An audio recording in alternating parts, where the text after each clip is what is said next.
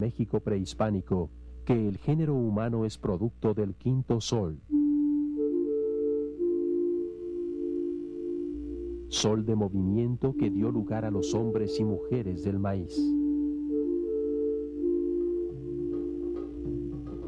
Esto nos habla del profundo conocimiento que de la naturaleza y su estado de continuo movimiento tenían los hombres hace ya mucho tiempo.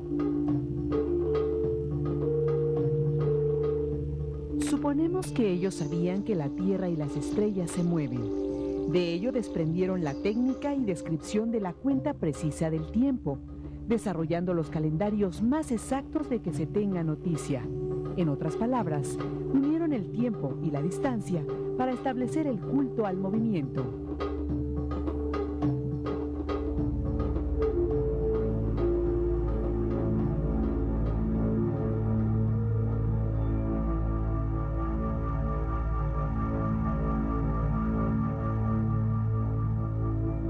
En efecto, todo se mueve, incluso lo que a la vista parece estar inmóvil, en eterno reposo, tal como una roca o una montaña, ya que éstas están contenidas en un objeto en movimiento, el planeta Tierra. Lo anterior da lugar a la idea de que el estado de reposo es solo relativo. Un filósofo, John Locke, escribiría hace 300 años. De un tablero de ajedrez, decimos que está en el mismo lugar en que estaba si permanece en la misma parte del camarote, aunque quizá el navío que lo contiene haya estado navegando todo el tiempo.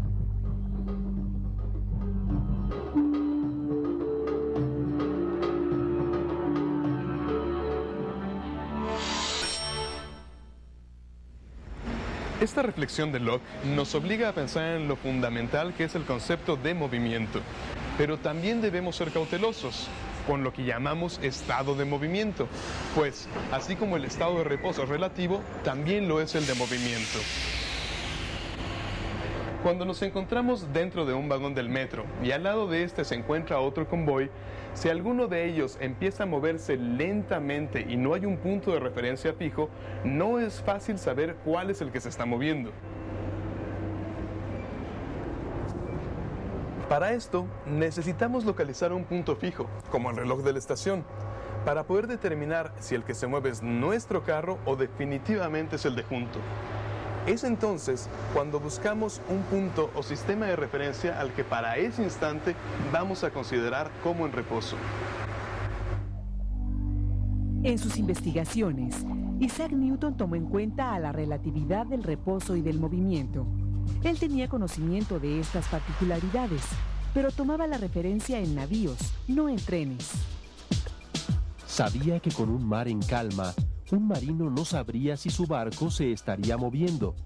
Incluso podría tomar una sopa tranquilamente sin saber si el barco estaba anclado o se movía a 10 nudos. Solo podría salir de la duda si se asomaba al exterior y localizaba una boya fija como referencia.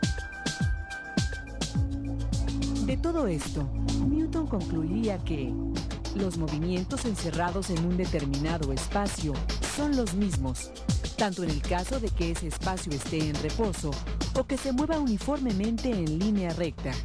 Para Newton, esta era una primera ley de la dinámica. Pero para Galileo era el principio de la relatividad. Es lo mismo que ocurre si un observador percibe a una persona caminando con una velocidad constante dentro de un vagón del metro que corre con velocidad uniforme. Y luego, otro observador aprecia a la misma persona, con las mismas características de movimiento, pero sobre el andén, es decir, en un espacio estático. Las leyes mecánicas del movimiento de la persona no tendrán diferencia alguna para dichos observadores, tanto en el espacio del vagón, que va a velocidad uniforme, como en el espacio estático del andén. A estos se les llama observadores inerciales del movimiento. En cambio, las leyes de movimiento para la persona que va en el vagón no serán las mismas que se aplican para la otra, que corre por el andén variando su velocidad a veces brincando y otras cambiando bruscamente su dirección. Lo mismo ocurre para un observador que cambia su velocidad continuamente y que describe el movimiento de la persona que se desplaza dentro del espacio del vagón, que se desplaza a velocidad uniforme. Los observadores que varían su movimiento cambiando de velocidad a cada instante apreciarán distorsionadas las trayectorias y velocidades de los objetos que los rodean, debido a que no se encuentran en un sistema inercial. Por ello se les denomina observador no inercial.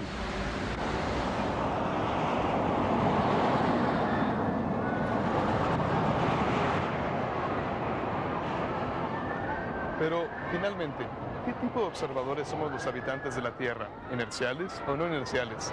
Vamos a deducirlo con un ejemplo.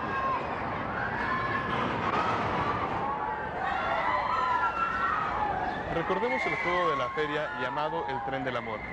Sabemos que este gira a alta velocidad y gracias a la fuerza centrífuga nuestro cuerpo se pega a la pared externa del juego.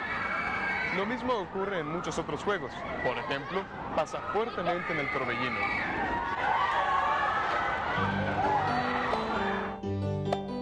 El observador inmóvil lanza la pelota y ésta atraviesa de lado a lado la gran rueda que gira, claro, sin golpear al observador que gira adentro. Veamos la apreciación de ambos observadores. Vamos a suponer que la velocidad de la pelota es uniforme. Entonces, para el observador fijo en el piso, la trayectoria fue rectilínea y atravesó de lado a lado la circunferencia del juego. Pero para el observador que gira en el interior del juego, el proyectil entra en un punto y a causa del giro del sistema, el proyectil no da en el punto directamente frontal por donde pasó, sino que se recorrió un pequeño espacio, lo cual hace pensar al observador giratorio que la pelota ha descrito una curva. En este juego, el observador que está en el suelo fuera del juego y el observador del interior del mismo tienen situaciones que no les permiten apreciar el movimiento sin distorsiones, dado que se mueven dentro de sistemas distintos. Del mismo modo, podemos contarnos los habitantes del planeta Tierra, ya que éste gira alrededor de su eje y nosotros con él. Por ello, apreciamos cualquier movimiento de un cuerpo externo al planeta con cierto grado de curvatura de acuerdo a nuestro movimiento. ¿Te has subido en la feria al juego de las tazas? Cuando estás a bordo de tu taza, esta gira sobre su eje y a la vez se desplaza en un movimiento circular. ¿Qué ocurre si volteas a mirar a otra de las tazas en movimiento? ¿Notarás su trayectoria sin distorsión? Claro que no. Esto explica por qué los astrónomos, al observar la trayectoria planetaria, perciben a estas como cicloides, aunque hoy en día se sabe perfectamente cuál es la geometría de su órbita. Pero ahora, la pregunta es, ¿dónde se halla un marco de referencia completamente inercial? ¿En qué lugar del universo podemos colocarnos para ser observadores absolutamente inerciales del movimiento de todos los objetos? Quizá desde el centro del Sol, pero no estamos tomando en cuenta que el Sol es una estrella de la Vía Láctea que gira alrededor del centro de esta. Por tal motivo, no es un marco de referencia inercial.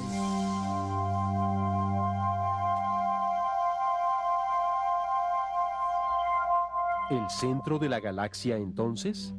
La Vía Láctea forma junto con muchas otras galaxias un cúmulo galáctico dentro del cual todas giran alrededor de un centro común. Entonces, el centro de la galaxia tampoco es un marco de referencia inercial. Pensando así, nos podemos aproximar más y más al observatorio inercial absoluto del universo, y esto se logrará promediando los centros de todos los cúmulos galácticos. El marco de referencia logrado se llamaría sistema inercial primario. Pero en la práctica es imposible hallar el sitio donde promedian todos los cuerpos del universo, pues no contamos con datos precisos acerca de ellos.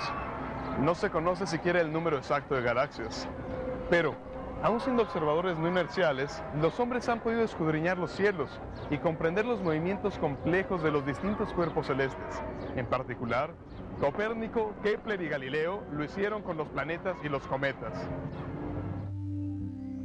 Copérnico pudo llegar a la conclusión de que el ordenamiento del sistema planetario era distinto al que planteaba Ptolomeo, quien sostenía que la Tierra estaba inmóvil en el centro y los planetas girando alrededor. Con base en tablas astronómicas y en especulaciones, dedujo que era el Sol el cuerpo central del sistema y que los planetas giran a su alrededor. Johannes Kepler utilizó la idea de Copérnico para realizar el trabajo arduo de graficar las posiciones de los planetas de acuerdo al novedoso sistema heliocéntrico. De esta forma, confirmó el ordenamiento del sistema planetario y descubrió la verdadera trayectoria del movimiento celeste, la cual es una elipse con el Sol en uno de sus focos.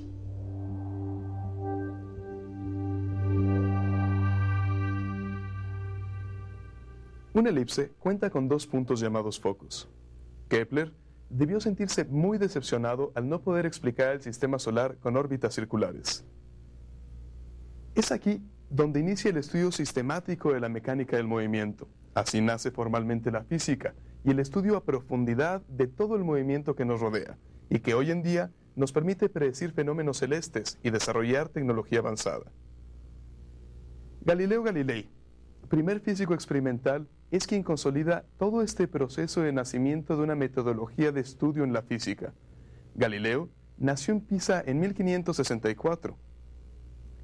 Galileo logró sus resultados experimentales con planos inclinados. Él contaba con sencillos rieles que colocaba con varios grados de inclinación y luego pasaba horas observando cómo se deslizaban esferas de vidrio, metal o madera a través de ellos. Eso era el principio.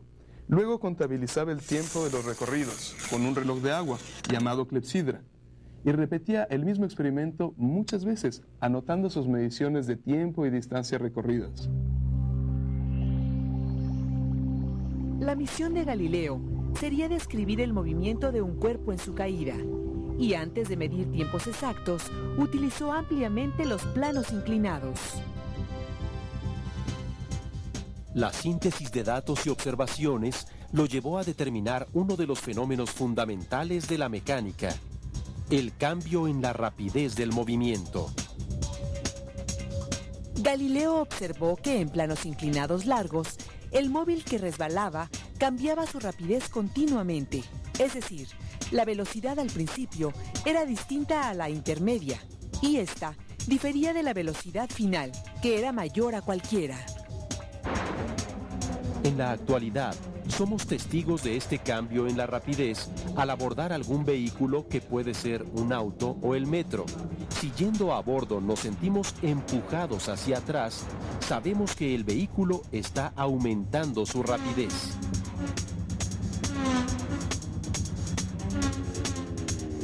Si de repente sentimos que nos vamos hacia adelante, eso quiere decir que la rapidez también cambia, pero en sentido inverso, es decir, el vehículo frena. Este fenómeno recibe el nombre de aceleración. Es un concepto físico involucrado en el movimiento de la mayoría de los cuerpos que existen. De hecho, Galileo descubrió que el valor de la aceleración que experimenta un cuerpo en su caída es una constante para todos los cuerpos. Esto es posible comprobarlo si hacemos un sencillo experimento. Tomemos una hoja de papel extendida y una moneda mediana. Elevémoslas sosteniendo la hoja en una mano y la moneda en la otra a la misma altura. Ahora, soltémoslas al mismo tiempo. ¿Qué ocurrió? La hoja cayó pausadamente y quedó rezagada de la moneda. En cambio, la moneda cayó sin ningún problema. El sentido común nos dice que al dejar caer juntas una moneda y una hoja de papel extendidas, la hoja quedará rezagada. En cambio, la moneda siempre llegará a la mesa primero. Pero el sentido común a veces es engañoso. Esto nos enseña a no confiar del todo en él, ya que, por lo regular, predecimos que la moneda caerá primero debido a que pesa más que la hoja de papel, lo cual es un error. Veamos. Si hacemos bolita la hoja de papel, su masa no habrá cambiado, por lo tanto, su peso es el mismo. Ahora, alcemos nuevamente a la moneda y la bolita a la misma altura, y soltémoslas simultáneamente. ¿Qué pasó? Pudimos comprobar que ambos objetos tardaron el mismo tiempo al caer desde la altura en que los soltamos. Esto quiere decir que el efecto de la aceleración de la gravedad es igual en todos los objetos. Lo que los retrasa es el efecto del rozamiento del aire. Si la hoja se encuentra extendida, se verá afectada en gran medida por la resistencia del aire, que la afecta por su mayor superficie, y por ello sufre un mayor retraso en la caída. En cambio, haciendo la bolita, la superficie es menor, y entonces es posible comprobar que llega a la mesa al mismo tiempo que la moneda, independientemente de sus pesos. En el Sistema Internacional de Unidades, el valor del cambio en la rapidez por efecto de la gravedad y a nivel del mar es de 9.81 metros por segundo en cada segundo que dura la caída.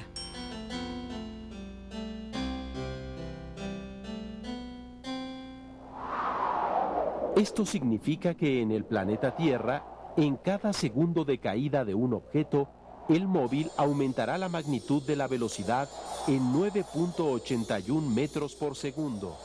Esta es una constante para cualquier lugar del planeta. Un caso curioso de aceleración en la naturaleza es el vuelo de una mosca. Este insecto despega dando un brinco hacia atrás a la vez que empieza a batir las alas y puede alcanzar una velocidad máxima de vuelo de 10 metros por segundo en tan solo un cuarto de segundo. Esto significa que la mosca es capaz de variar su rapidez en 40 metros por segundo en cada segundo de su vuelo, algo que no imaginaríamos siendo un insecto tan pequeño. ¿Cómo percibirá la mosca el movimiento de las cosas que le rodean al momento del despegue?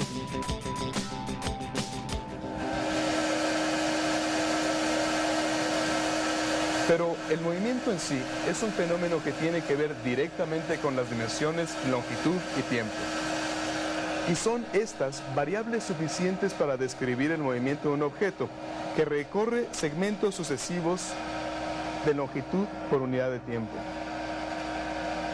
Así lo percibimos al localizar el movimiento de un ciclista por la carretera, ya que sabemos que está recorriendo cierta longitud por cada determinado intervalo de tiempo, que pueden ser segundos, minutos u horas.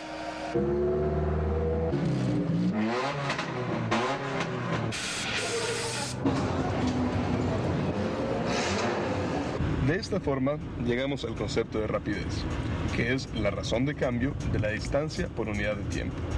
La medimos en metros por segundo, o, como vemos en el velocímetro del auto a sus unidades, en kilómetros por hora. La rapidez en cada punto de la trayectoria de un cuerpo se llama rapidez instantánea.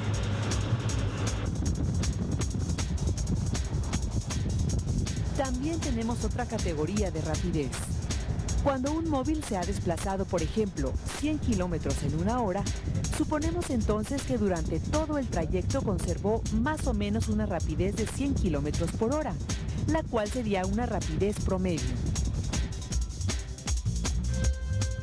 Pero a la rapidez de un móvil, en muchos casos se le añade dirección. Es decir, un móvil puede moverse con una rapidez de 80 kilómetros por hora en dirección oeste.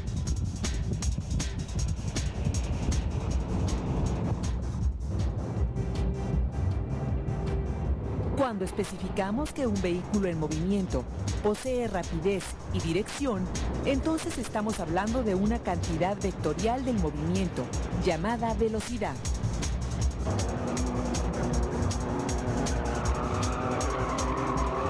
No solo se aprecia en móviles artificiales como autos, trenes o aviones. En la naturaleza hallamos fenómenos que cuentan con una rapidez específica.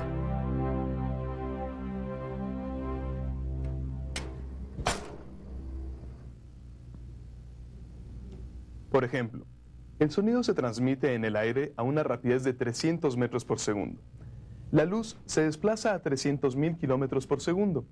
Cuando la velocidad de un objeto es constante, se dice que tiene movimiento uniforme.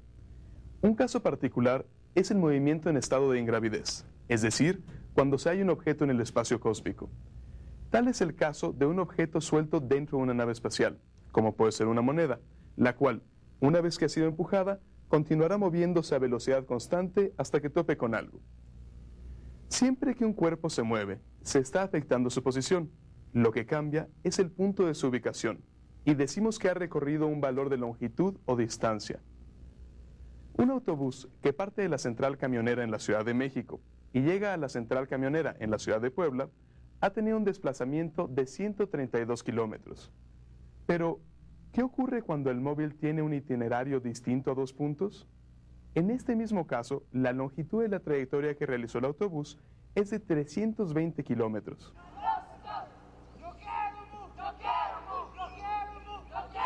Pensemos en una patrulla scout que sale del campamento, caminando a una rapidez constante hacia el norte y recorre 3 kilómetros. Luego da vuelta hacia el este y recorre 4 kilómetros. Después de ese recorrido, allí acampa.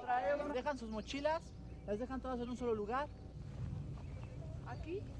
La patrulla hizo un recorrido en escuadra, recorriendo 2 tramos de distinta longitud.